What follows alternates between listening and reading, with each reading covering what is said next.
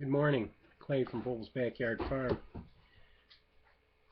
If you saw our previous video on the money we saved on shopping, uh, you would have noticed that we bought 10 heads of celery.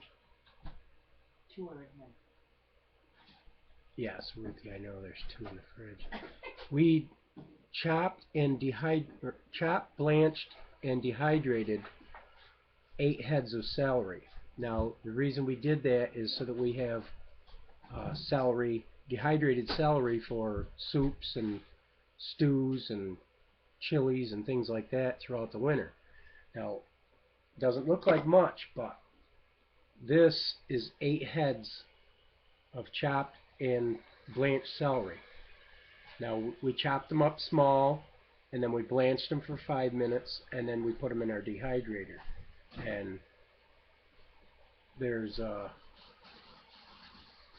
quite a bit of celery here. So before you use your celery for soups and whatever, you want to rehydrate it. So what you do is you take, alright, if you're going to use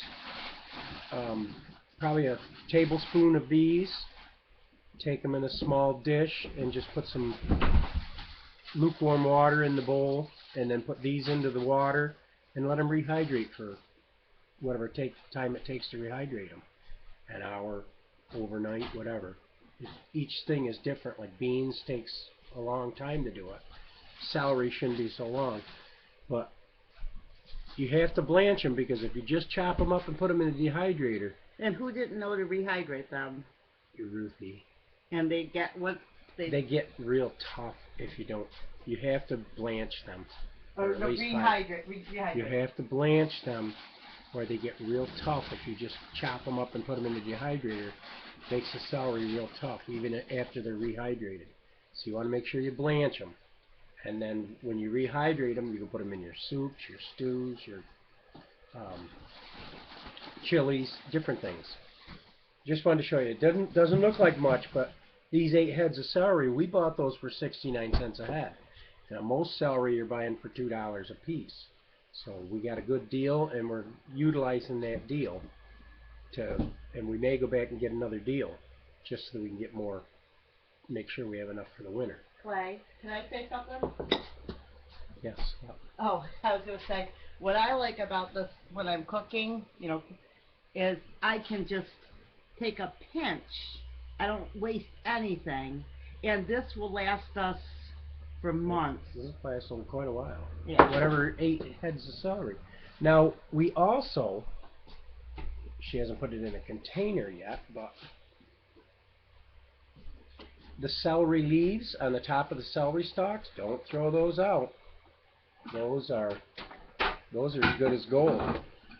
We also dehydrated those. Now what you do with these is you'll take the dehydrated celery leaves. You don't have to blanch the leaves. All you have to do is just put them in the dehydrator. And once they're dehydrated, they'll crumble up just like a leaf in a garden. They'll just crumple right up. So what you do is you put these in a plastic bag and crumple them up and make almost like a powder out of them. Yes, I was thinking, maybe. And you could sprinkle this in your soups. Put them right in, like if you've got a spice jar that you just emptied something out of, whatever flavor spice it was, put these in the spice jar with a shaker top, and once they're a powder, you could shake these in stews and spaghetti sauces and everything else, and they'll give you that wonderful flavor of celery, and save you a lot of money than buying celery salt, because a lot of times people can't have the salt, and the celery salt has a lot of salt in it, so you're getting the flavor, but you're also getting the sodium that you shouldn't have.